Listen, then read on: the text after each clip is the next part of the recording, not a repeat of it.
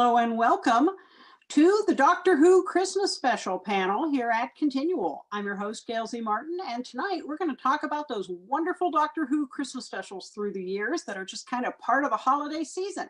But first, I'm going to let my wonderful panelists introduce themselves. Angela, why don't we get started with you? Hi, everybody. My name is Angela Pritchett. I am an author, makeup artist, writer, actress, do a lot of different stuff. I am the author of Shut Up and Eat, the unofficial Doctor Who Series 8 and Series 9 cookbook that you can find on Amazon if you guys like to cook and like Doctor Who themed stuff, which if you're watching this, I think you do. And yeah, you can also find me at these places too.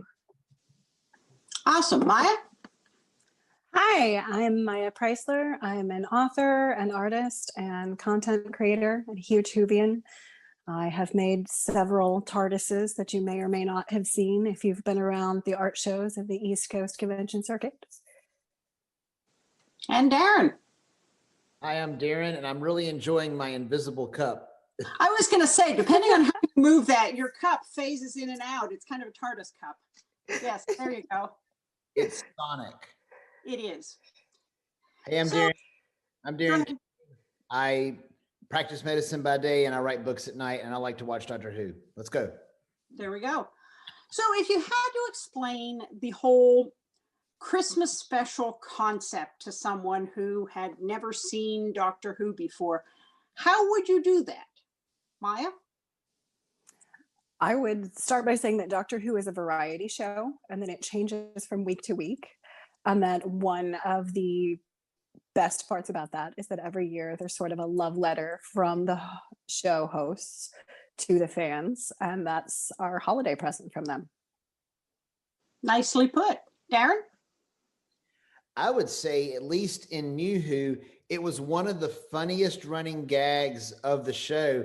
The whole thing, after you got to the fourth one, and they're like, well, where is everybody? I'm like, well, nobody stays in London at Christmas. Every Christmas, something horrible happens. Don't you remember whenever the Christmas trees tried to kill everybody, or this, that, or the other? And when they did that, that was there. I don't think there's anything I like better than meta. Everything I write is a little bit meta, and the things I enjoy watching, like Community and Doctor Who, it's all extremely meta. But when they like take the meta to the next step like that, that really entertains me. Angela? It's a Christmas tradition. That's the best way for me to like explain the Doctor Who Christmas special. It's like Maya said, it's a variety show. It's almost like a sitcom. They would always have that Christmas special every year to like, you know, show the holiday, and Doctor Who's just happens to have like aliens and Christmas trees that'll kill you type things going on in them as well. So the Christmas specials are some of my favorite ones. So I'm excited for this panel. Yeah, I mean, you've got a madman in a blue box who is an immortal alien who protects the world and shows up every year, at least at many times, but at least at Christmas, to protect us from world-ending, terrible alien incursions that just happen to try to kill us with our Christmas decorations or something like that. It's a pretty cool concept. But now you brought up it being some of your favorites. Darin, what are some of your favorite Christmas episodes with the Doctor? I have two. I like them all, but for me, my favorite moment, I think we talked about this in the last panel, my favorite moment of all of Doctor Who is at the end of the Husbands of River song, which is, I believe that was Christmas for sure, because it's very Christmas. And the moment where she realizes who he is, that's my favorite moment of the entire show.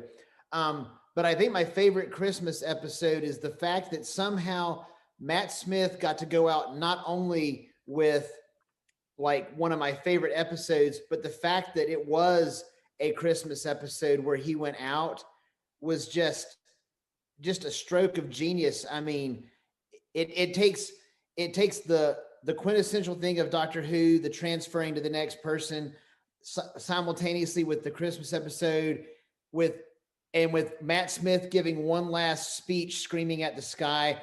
All of it's great. All of it's wonderful. Love it. Angela? Okay, so one of my favorites is Voyage of the Damned. I love Kylie Minogue and the fact that they put them on a spaceship at Christmas time, which it was weird Christmas time because it wasn't like Earth, but it was still, they were still celebrating it. That was just a really fun one to me. And that was Kylie Minogue, or Astrid Perth's outfit was one of my first Doctor Who cosplays, like for modern Who. So it's another one that just kind of has this place, a sweet place in my heart. And then the other Doctor, which gets weirder after you have watched The Walking Dead and think about that actor in his Walking Dead role, and then think of it as being meta with Doctor Who too. It's kind of weird, but that's another one just because it's very Charles Dickensy, like with the whole storyline. And yeah, so those are two of my favorites. How about you, Maya?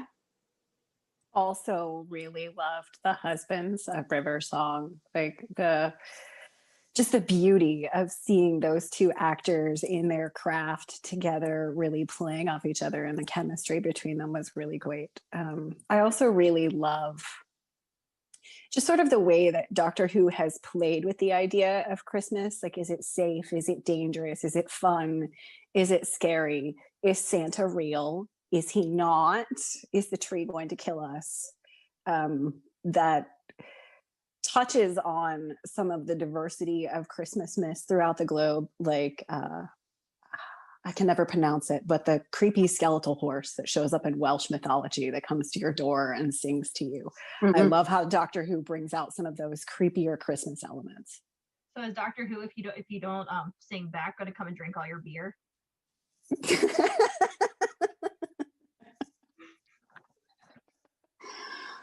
So I have one more. yeah, I can't believe that after I just put out a book based on A Christmas Carol last week that I didn't mention, well, the episode A Christmas Carol.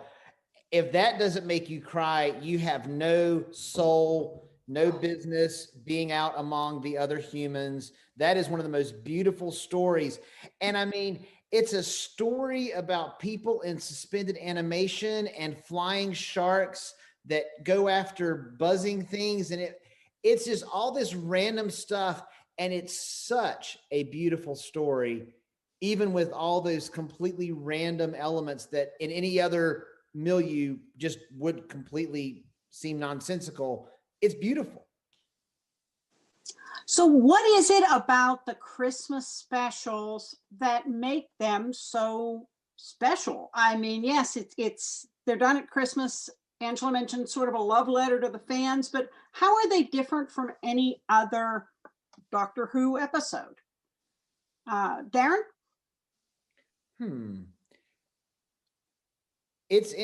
I think that it's different because each time you can see sometimes they're really having to like look, but it's the focus is more on the Christmas element.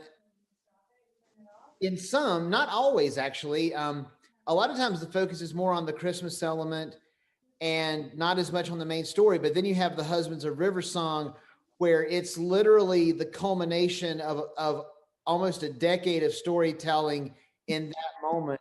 So I think that it's probably more than what I said the first time. The writers recognize they're writing the Christmas special and they pull out all the stops and they said, this one has to be good. If the rest of the season was meh, which that's not really the case, but no matter what, this one has to be good, and they make sure it is. Angela? I feel like having the one-shot Christmas type specials also gives them a lot of authority to just be completely random. Because I mean, like, where else are we going to see episodes with Santa Claus and face huggers? Or like, you know, just random weird flying sharks and a love story. I mean, craziness altogether. It kind of just gives them, they're like, okay, this is the Christmas special. It doesn't necessarily have to make sense with the rest of the season.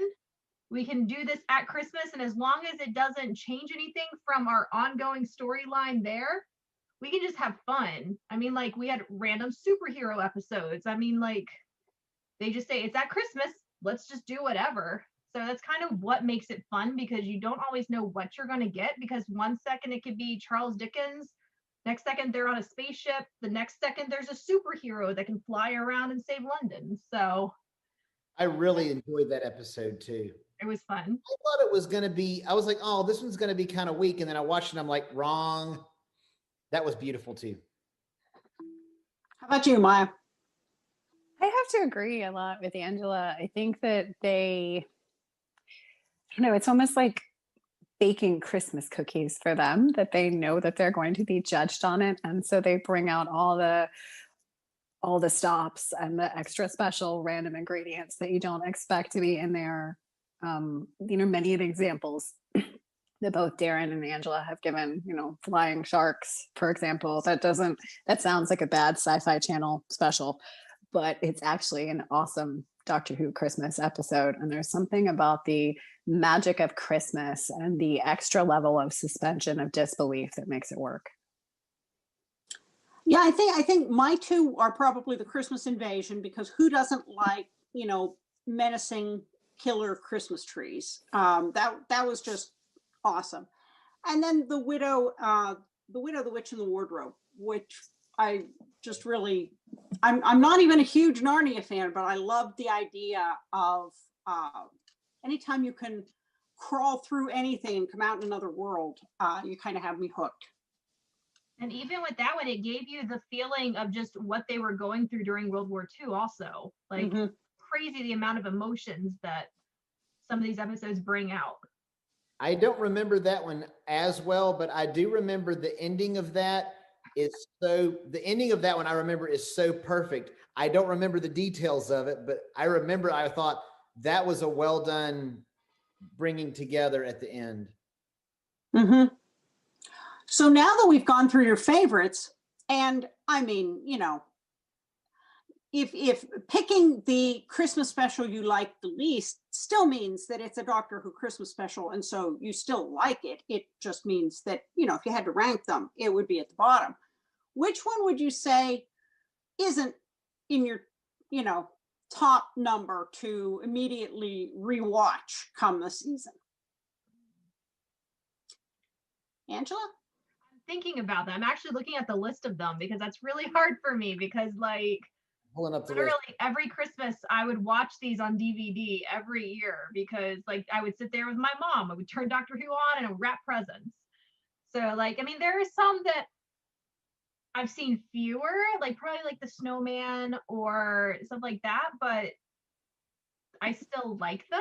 I don't really have any that I would just be like, oh no, I never want to see that one again. So I really like them all. We got Nick Frost as Santa Claus, which again is probably one I've watched the least, but it's still fun because face huggers. But no, that's really hard, because there really isn't one that, yeah. Okay, that's a fair answer. Maya? I struggle to pick one too. I think the snowmen might be my least favorite, just because I really loved building snowmen as kids. And so I don't like the idea of thinking about them as being creepy. But that being said, I'm still going to watch it. How about you, Darin? I'm looking through the list.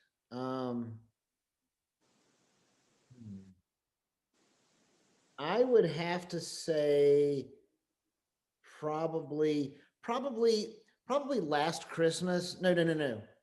That's the one with Santa Claus. Yeah, Last Christmas. It was good. And it was another one, whenever I said they're going to have Santa Claus on it, it was kind of the same as Dr. Mysterio. I was kind of like, this is going to be weird. They're going too far afield. And then I ended up really liking it. But if I had to pick one not to watch in order, that one would probably be towards the bottom, but it's still a great episode. Okay. How about the role of the companions in the Christmas episodes? Because, we have Donna Noble showing up in The Runaway Bride, which is a Christmas special, who's, one of the most fantastic companions, at least according to some fans. And yet the Christmas specials do tend to focus more, in many cases, not all, on the Doctor. which companions have stood out to you on the Christmas specials, and why?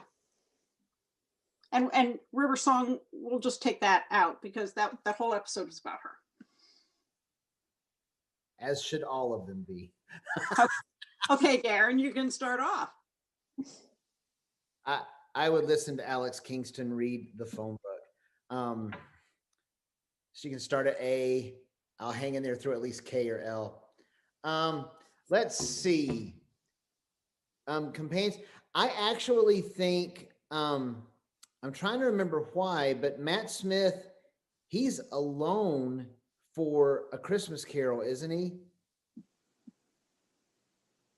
He's there. He has no companion. Am I remembering right? Because he's there. I don't remember. Am I having a brain? Amy and Rory are on their honeymoon in that one. Yeah. They have vamoosed. I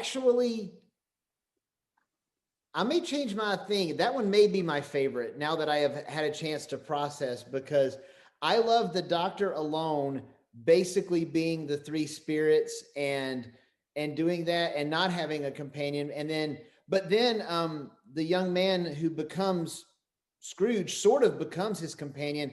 And I just thought that one worked so well and was so brilliant. So I'm going to answer your companion question with the one that doesn't have a companion. So take that.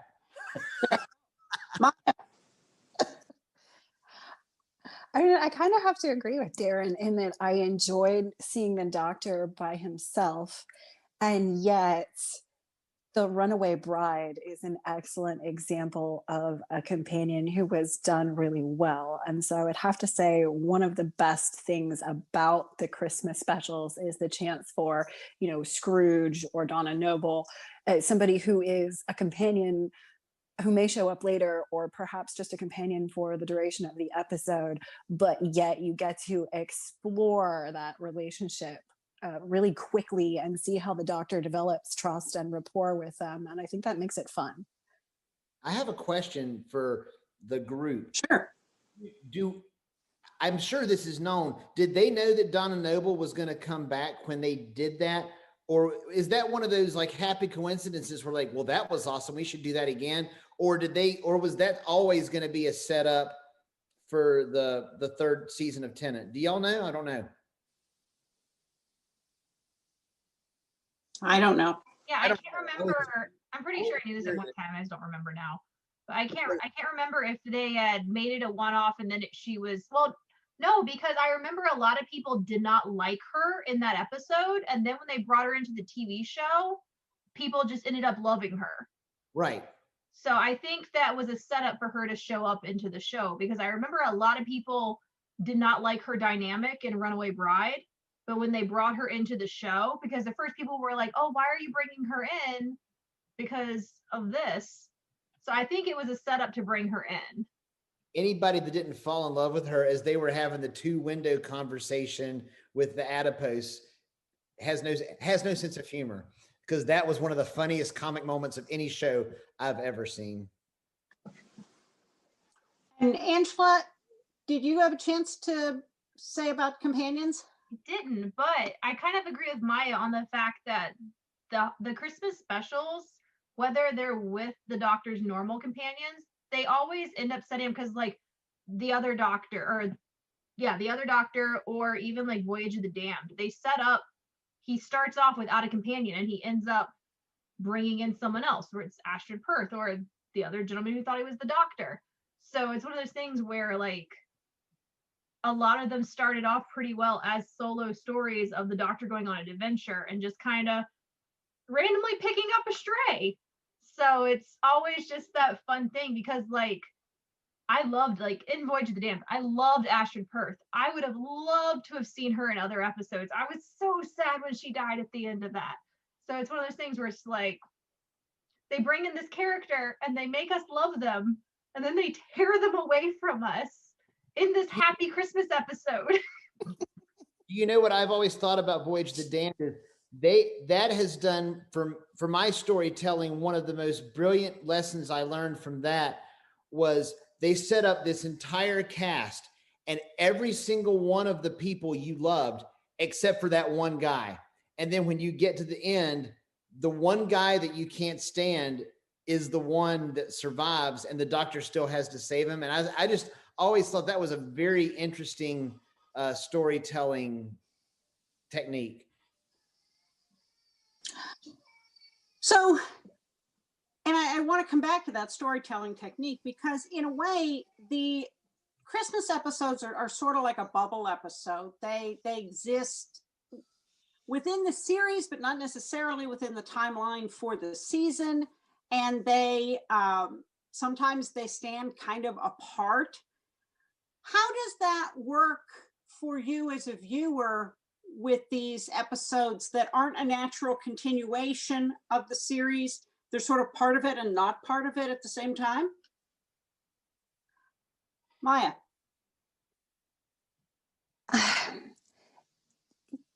I think it works for me in terms of Doctor Who being so wibbly wobbly, like given the River Song storyline, for example, or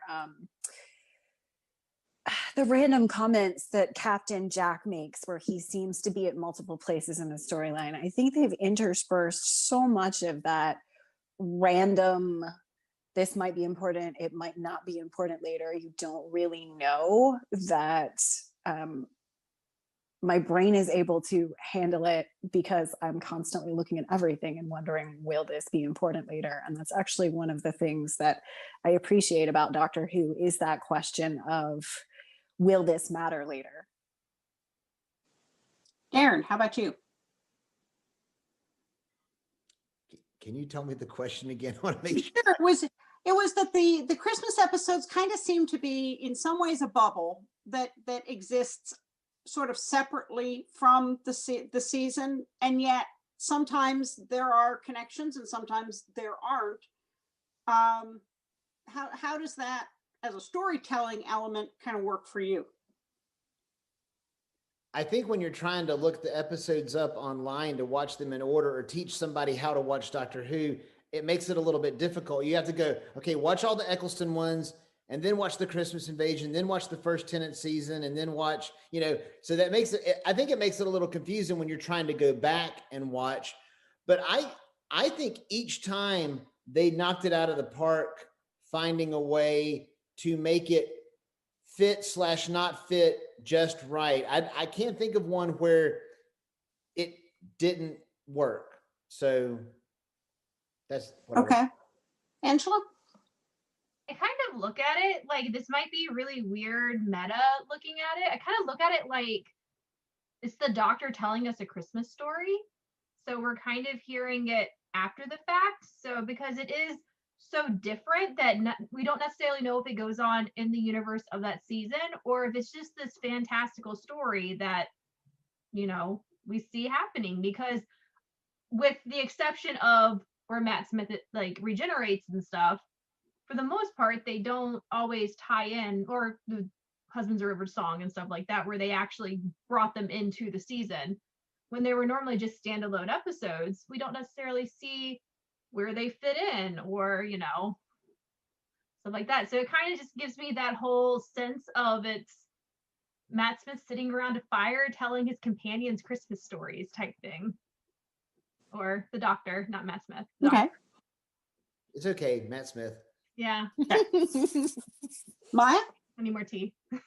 He's my fave. Are we still on the same question? Yeah. Okay. I already answered this one. Okay. There we go.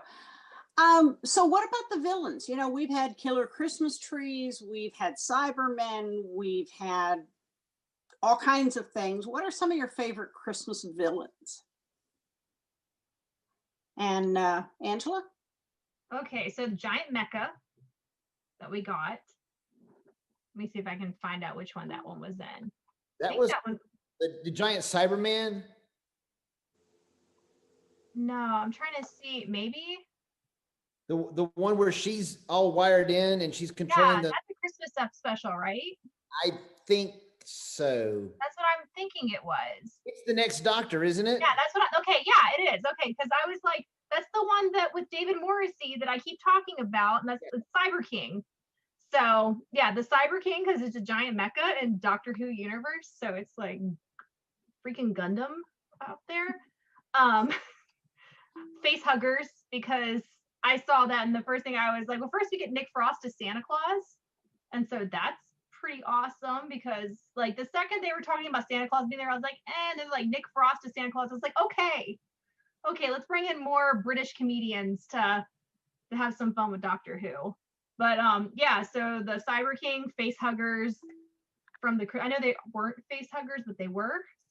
So it's the, but the angels from the Christmas tree episode, because let me tell you, if a lot of kids were watching that show when that episode happened, like, because I taught middle school for years, and later on a lot of my students started watching Doctor Who, but when that aired they weren't. But I'm pretty sure some of them would have been terrified to play the trumpet if they had watched that and saw those creepy angels. But Voyage of the Damned? No, the Christmas Invasion. Okay, I have to go back and watch that one. Yeah, so they have the Christmas trees that like spin around, and then they had the creepy angels in there too with their creepy trumpets. That was just like a cosmetic for them, but right. So, but I would think those three, and also it's like spinning Christmas trees that could like cut you in half is also kind of creepy when you think we put them up in our house every year and then they're going to attack us. So nothing is safe. Nothing's safe. No, my cute little light up snowmen may just come after me later. They might. Maya? I also really appreciate the creatures, particularly the ones like the snowmen, the Christmas trees, the angels that play on pre-existing symbols that are already part of the holiday, and then add that sort of creepy what if element to them. I think it's playful and fun. And one of the things that Doctor Who does best, I think, is take something and make it just creepy enough that you don't want to try it. Yeah. I mean, we will never look at angel sculptures or statues again the same way. I need to know when we're going to get an episode where those giant blow up lawn ornaments turn into death, like killing. The Doctor's going to have to get one of those ones that's outside that does like this to fight them. I can see that. Because that's the Matt Smith dance anyway. Some of your favorite. I was going to say, I liked the angels from Voyage of the Damned, those gold angel things that pull their halos off and get you. I thought that was good. The Santa Clauses, that was the Santa Clauses that had the big tubas. Am I remembering right from back in the Christmas Invasion? And I think there's a scene where like Jackie and Rose come around the corner and they like see a bunch of Santa Clauses, and where most people would go, "Aw," they go, "Ah," because they know what's about to happen. So stuff like the same thing that everybody said, you know, turning it on its ear and taking something that we're supposed to love and making it scary. So love it. So now, obviously, Doctor Who is it's a British institution at this point after some years, but it's a quintessentially British show. And the UK doesn't celebrate Christmas exactly the way, you know, we do here in the States. Are there some things that jump out to you as being very specifically British about the Christmas shows, and what would those be? Yeah, Darin. I don't remember what they're called. Are they called poppers? Crackers. What is it? Crackers. Crackers. That was one thing that I don't think before I started watching Doctor Who, I don't even think I knew that was a thing. And I think they're neat, and I kind of want to do that once. I kind of want to like get some crackers, and is it you and somebody else pull it apart almost like a wishbone? Is that, I don't really even understand what they are. I just, every Christmas episode, they have them at the Christmas table, and when they're done eating, they play with, they do the thing.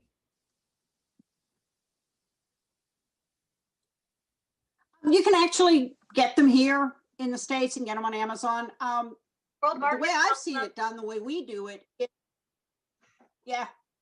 You pull it apart yourself, and it has a minor explosive, sort of like those little bottles that you pull the string on and it throws all the confetti. And inside there's a paper crown, and usually sort of like a fortune cookie slip of paper, but it's usually a joke. And then some little minor toy or giveaway that could be anything from like a golf tee to sometimes we got one that everybody got a piece of music for, and everybody got a kazoo with a different note. So it's kind of all over the place. Huh. That's cool. We should totally do that. We should. That would be fun. Maya. Some of the food items, I don't even necessarily know what they are, but I've seen them eating them at some of the holiday episodes, and I'm going, well, what is that? Like I recognize it as something that is apparently a traditional holiday item, but I've never seen it and I've never eaten it, and I don't even know what to call it. Well, I mean, you know, everybody in the States probably had to look up Jammy Dodgers. Yeah. So, Angela. The one thing, like, I knew they did it. I have a lot of family from England. So the one thing I knew they did that's just always weird to me because we're not used to seeing it are the little crowns on Christmas. So it's just one of those things where I see them wearing it and I'm like, that looks so strange to me. So that's good. What would you love to see the Doctor do for a Christmas special that hasn't been done yet? I would love to see Krampus. Ooh, That would be very. Krampus looks good. Maya? I would like to see some sort of historical, you know, like with Christmas Carol, we had sort of Dickens England, but I would like to see other historical celebrations since Doctor Who is ostensibly a children's history show. Let's travel to a different time and a different culture and look at how they celebrated Christmas. I think that would be interesting. Well, that whole stretch back there with the Roundheads where they weren't allowed to celebrate Christmas. So that was kind of a blackout period where you couldn't really do that. But otherwise, yeah, merry old England. How about you, Darin? They'll never do this, but tell me it wouldn't be interesting if the TARDIS was the Christmas star that led the wise men to Jesus. Ooh. They would never, ever do that. The one I've watched Doctor Who for a while now, and I was like, they never go back and like, there's about a 33-year period that they're not going to touch. It's from 1 to 33 AD that they're just going to like, we're not doing that because that's controversy lies there. But the TARDIS as the Christmas star, I think would be fascinating. Yeah. Well, I could also, to add to that too, it would be really cool if because they probably won't touch this either, if they did like a pagan Yule type thing too. That would, I want to see Krampus. It would be interesting if he actually went and met the actual Saint Nicholas. Oh yeah. He could almost bring Saint Nick forward like they did Van Gogh and show him at a part of his life where he's really low, that the entire world every single year, nobody wants to do anything but sit in his lap and tell him everything. And I don't know, that was a horrible way to say that, I guess, but yeah, sorry, just have that deleted. But I don't know, with some of the entitled children out there, he may be like, ooh. yeah. Well, just that you know, for the month of December, probably the most beloved figure, and that he cheers everybody up. Yeah. Hey, just bring him forward and let him watch Rudolph the Red-Nosed Reindeer. That's you guys. No, Santa's kind of a jerk in Rudolph. Yeah, you haven't watched the end, I guess. Yeah. Even Santa gets a makeover in the end. Yeah, I think one of the things, Angela, to go back to your idea, is that, you know, in a lot of Christmas traditions, Santa, this whole thing about giving a piece of coal to the bad kids, they're getting off easy in some of these traditions. You know, sometimes Santa's got a helper who comes along and stuffs I said them Krampus, bring him into in a bag if they weren't good and carries them off. Put him in Yeah. there. Put him in But he's not the only the one. basket. Yeah. Yeah. You got coal in your stocking? My kid is in the stocking. My kid got put in a basket and whipped. What you talking about? No, I'd love to see him, you know, protecting the children of London from, you know, getting carried off. That would be fun. I can see the Doctor being Santa Claus to a alien monster Krampus. That would be something to watch. Teaching like it. Krampus the meaning of Christmas. What's that? Teaching Krampus the meaning of Christmas, and that, you know, maybe there's one day out of the year you don't have to eat people. And to my notion, as long as he's still healthy enough to do it, I think the current Doctor has to go get Tom Baker with his white hair to be Santa Claus to fight Krampus. That's what I want to see. BBC, make it happen. Tom Baker is Santa Claus. There you go. Now, we've mostly talked about the reboot Who, but does anybody have anything to add from some of the classic Doctor Who Christmases? They weren't as regular an occurrence, but there are some that do exist.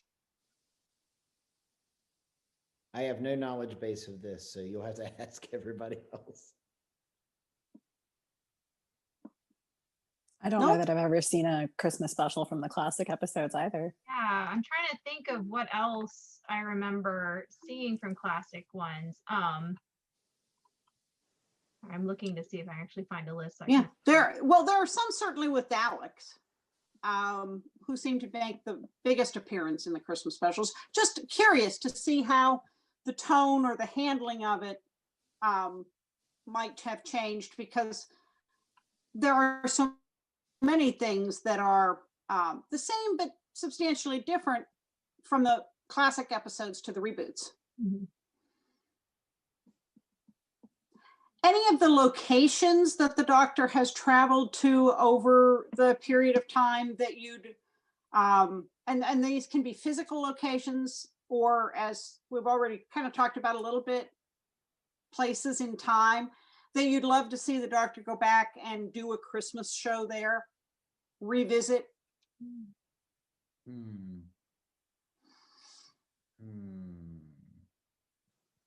Oh, stumped the panel. I didn't mean to do that. Yeah, we're like, oh, our brain gears are going. The thing is that the Christmas stories all are so well set. They're so well cast and so well set. But then most of the rest of the episodes are too. It's kind of hard to like sort of take that piece out and put that piece in. I'd have to give that some thought. Now, The Doctor, the Widow, and the Wardrobe is a World War II story, but we don't have a World War I Christmas special, do we? That's the that was the first Doctor and the 12th Doctor. They had the Christmas armistice as the main plot point of the episode. I'm right? Okay. Yeah. That was World War I, and that one is just another one that is just so brilliant. I mean, whenever you have war stop, so we celebrate Christmas. I mean, it doesn't get any better than that. Mm-hmm. Okay. Yeah, I can't imagine. I couldn't have imagined that they'd have skipped it, and I wasn't remembering that episode. But yeah, you're right. And I love the person they have playing the first Doctor. He was also the one who played the first Doctor in the movie about the making of Doctor Who. He did such a great job. They said you can be the first Doctor. He was fantastic. Sorry, I'm not remembering names tonight. It's been a long day. That's okay. It has been. So with all of that history behind her, how do you feel the newest Doctor has lived up to the Christmas special bar? The bar set pretty high. Well, I mean, technically, we do you haven't think, Darin? gotten a Christmas special with her. We've got New Year's specials. Ah, okay. Her first Dalek episode was a New Year one, right? Mm-hmm. And Yeah, then they- the holiday special for this year we haven't seen yet. So, well, we got so far there are two of them. There was the first episode with her resolution, and then there was Spyfall, which are the two that they have done for her, but they both came out January 1st. So Do we know if one was filmed for this year? Because so much has been postponed with, the current right now unpleasantness. it's called Revolution of the Daleks, and it says TBA. Okay. So I liked both of hers with the New Year's. I think they almost wanted to take a little bit of a break because I think they were like the idea bag is a little empty and let's give it some time to come up with something. So giving her a couple New Year's episodes to do, and that does sort of set her apart in yet another way as being different from what came before. Any thoughts on that, Maya? I mean, I like both of those episodes, but the thing that I like about the Doctor Who holiday episodes is that they usually have quintessentially holiday elements that makes them specific to the holiday. And I didn't necessarily feel like either one of her episodes felt especially New Year's. Mm-hmm. I'll make a quick controversial statement and then run screaming from the room. I think that one of the entire points of her is they've removed a lot of quintessential Doctor Who things and are doing something completely different. And I'm not saying I like that. I'm saying that seems to be the theme of her writing staff is let's do something completely different. I'm like, or you could do the thing that everybody loves. I'm going to stop talking now and go back to the Christmas talking. Yay. Well, I mean, one of the things that immediately occurs to me when you say New Year's are, one is that it's a new beginning. So that's always interesting. And there are all kinds of traditions around New Year's that are a little different than what we do at Christmas. But New Year's is also, everybody has a January 1st and a beginning of a new year, regardless of their tradition.